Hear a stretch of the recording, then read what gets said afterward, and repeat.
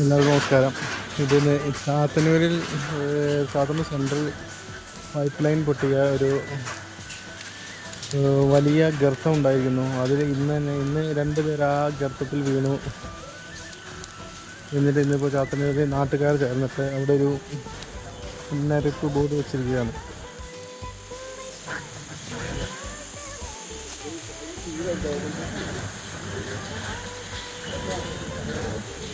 ഈ ശക്തമായ മഴയിൽ ഒരു ഗർത്താണിത്.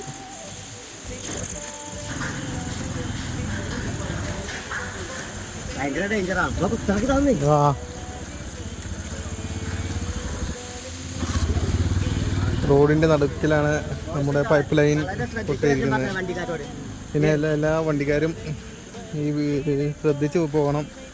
അത് അത്രയും താഴ്ചയിലാണ് ആ